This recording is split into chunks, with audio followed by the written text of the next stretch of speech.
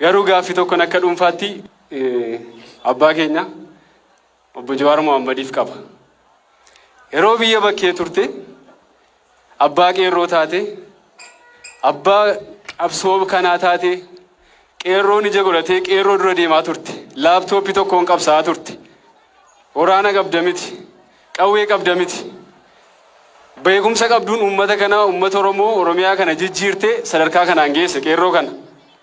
Eega gaafa Oromiyaatti galteeti kaastee garuu haga guyyaa har'aatti dhimma qeerroon itti jiru guyyaa tokko sii dubbatu an dhageen beeku tarii dubbattee tataagaan hin hordofne ta'a. Maal taanaan hime moo ofiidiyootti dammaramtee haaluma isaanii fudhatanii hammamtee dhiiste.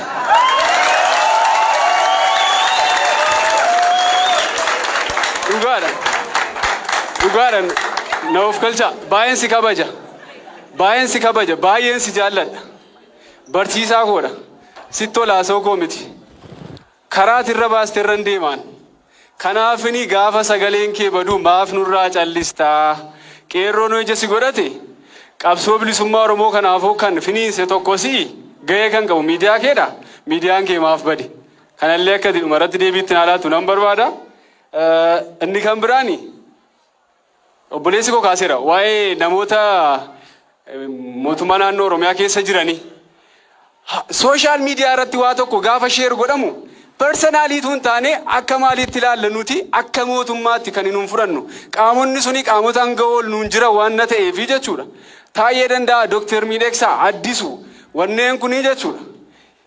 Dhimma abaawoon biyya galuuf qaamni dhaqee fixe Lammaa Magarsaadhaa fi dookteriin lafa jiru.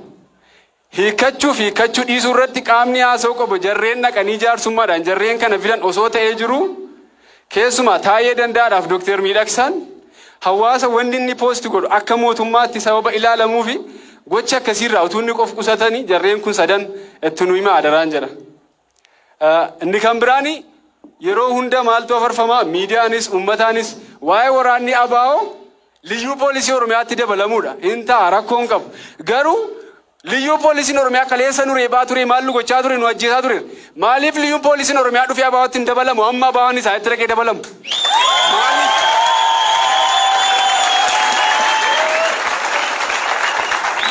Maaliif waraanni adda bilisummaa Oromoo haga guyyaa har'aatti na ajjeese kan jedhu yoo jiraate ani isin keessatti of ajjeesarra.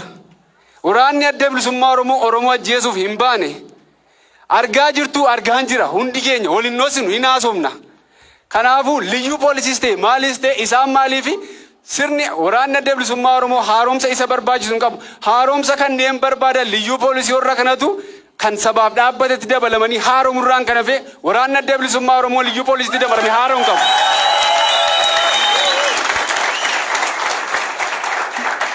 Inni kan biraan akkuma beennu naannoo keenya keessatti akkuma naannoo Oromiyaa naannoo Amaaraattis Gimboota Sabaattiin galeera. Mee na sobsiisaa guyyaa tokko Gimboota Sabaattiin hidhannoo hiikkatuun TV Amaaraarraa dhageessanii beektu? Maaliif mootummaan naannoo Oromiyaa TVdhaan yeroo hunda kana nutti afarsa hiikkatuun? Eenyutu dhachiise eenyutu hiikkachiisa? Maal balleesse yakkamaadha kan hiikkatu? Kan nama ajjeesaa jiru meeqa jira isaaniin maaf hin hiikkachiisne? Meerre seeratti dhiyaataa jira yeroo hunda. Eengadda namni 18 begiitti nurraa dhumu uummata fayyaa keessa oraalii 17 gaditti fe'ame. Maraatuu du'e morma keessa dhaame nama fayyaa miti. Dhibbaa dhibbatti wanda sun nu himuu qabdan abiyyitti waraanni Itoophiyaa jedhamu hin jiru. Makkalaakiyaan waraana TPLF ijaaramee fi qindaa'e qofa waraanni Itoophiyaan qabdu. Yoomiyyuu taanaan. Ammayyuu taanaan biyya kana jijjiiruun hin barbaachisa taanaan waraana kana diiganii waraana Itoophiyaa ummata hojjeta yoo ta'e jechuudha. Waraana sirna Itoophiyaa ummaadhaan ijaarame yoo ijaaran irraan kan hafe waraanni sirna dheengadde nama ajjeesaa nama gubaa ture akkamiin nufi arrasiisan hin ta'u. Walittis hin taanu takka adaraa immoo wannan sinitti himu adaraa yeroo hunda mootummaa naannoo Oromiyaattis nu himaa mootummaa Itoophiyaattis nu himaa karaa waraana adda bilisummaa Oromoo abbeesaa hin dhiisu qabsaa'aan Oromoo nutti hin dhufin karaa waraana adda bilisummaa Oromoo yeroo hundaa jechuudha nutti hin dhufin nurraa dhorkaa Waraanni adda bilisummaa Oromoo nagaa naannoo kana mee waraana qabna, waraana Itoophiyaa qabna, liyyuu poolisii qabna. Nama meeqa du'e dheengaddas Daalattiitti. Warqeen asitti mana meeqa gubate. Beera liyyuu poolisiin ashi obboleessa isaanii liyyuu poolisii du'e biraayyuu gumaa baasteetti. Namni gumaa obboleessa isheetiin baafne dhiira miti. Kanaafiyyuu lammii kanaaf dhaabbachuu hin danda'u waraanni biyya kana keessa jiru. Ammayyuu nun taanaan rarra'oodha nun. Nuti rarra'oodha. Ammayyuu nuti rarra'oodha. Abdiin nun qabnu tokko yeroo hunda gaachanni uummata Oromoo yeroo hunda boris iftaanis kan jiru adda bilisummaa Oromoo waraana adda bilisummaa Oromoo qofa. Kanan sinitti himan. Ammas irra deebi'een sinitti hima. Waa'ee karaa waraana adda bilisummaa Oromoo mootummaatti nu hima akka inni nutti hin dhufne akka isaan maqaa isaanii hin dhoofne.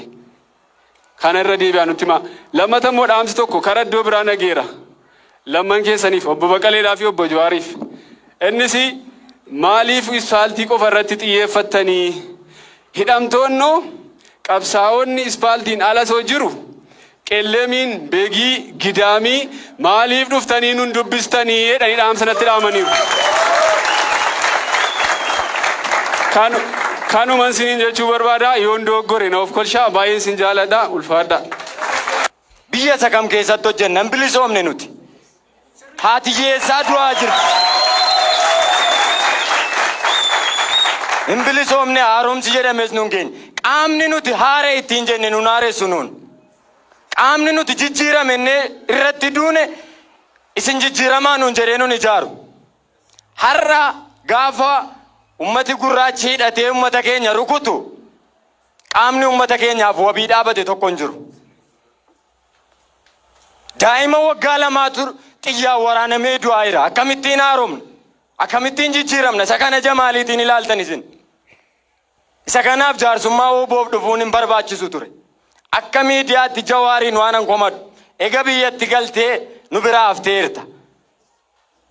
Qeerroon bilisummaa Oromoo innati gaafa gabbaye naan gabbaye wareegamaa ture. Innati gaafa karaa cufe naan karaa cufaa ture har'a abbaa faadha isaatu laga kanatti dhumaa jira. Garaa ittiin barannuu hin qabnu.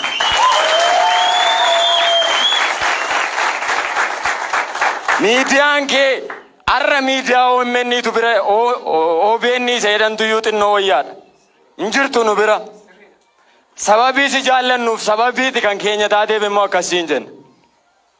Inni lammaffaan kanan jechuu barbaadu dinagdeedhaanis dadhabsiifamaa irra keessumaa lixa Oromiyaa. Nuti Oromoonni maccaa nagaa qabna. Gadaan bulaa turree arras safuu qabna jaarsolii keenya abboota keenya ni kabajna. Garuu gama mootummaatiin hayyuun keenya dhabamaa jira. Waraanni dheengaddan Ajjootti nama lama baajaajii keessatti rukute shakkinee ajjeefnee daa'ira jaguute. Kuni biyya Oromoon bushaa jiru keessatti maqaadhaaf. Akkasitti duunee gatii dhabaa jira. Dhiigi nama keenyaa karaa irratti dhangala'eef. Kunoo Arabilega kanaayyuu hidhatee jira ooboo irraa maaliif hiiku? Eeyuutu hidhachiise isaaniin biyya Itoophiyaa keessa qaamni hidhate danuu jira. Kan ooboo maaliif mataa nama dhukkubseessa? Ilmoo Oromoof kan wabii dhaabbatu yoo jiraate ooboo qofaa ooboo beena. Kanaaf itti jechin.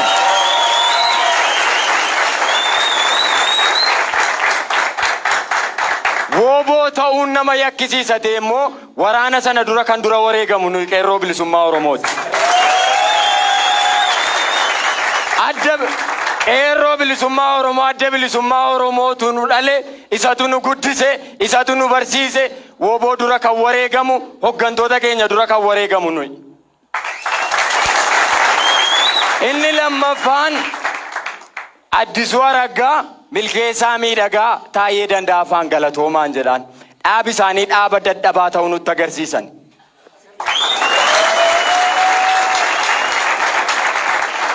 Dhaaba dadhabaa dhaaba hunkutaa ta'uu nutti agarsiisan. Gabbaanii Geetaachoo Asaffaati kan lixa Oromiyaatti shororkaa kaasedhan. Dheengaddamoo Sudaanitti qabneedhan.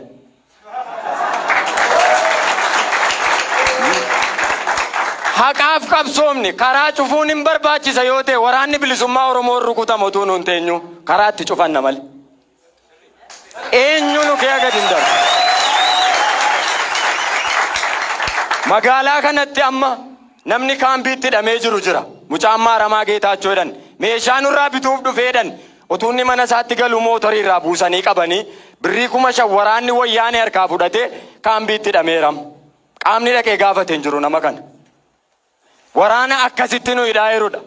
Hiriiratu geggeeffame dhamee dheengadde ijoolleen keenya mana murtiitti dhiyaachaa jirti yakkaan. Kun biyya Oromoon geggeessaa jiru keessatti. Kanaaf waan an jedhu har'as boris lixi Oromiyaa kara tokko nu buqqaasaa dinagdee nu dadhabsiisaa. Akka Oromootti birmannaan nu godhame hin jiru. Galanni isaanii bilisummaa ta'u ijoolleen Harargee dheengadda gargaarsa fidanii turan.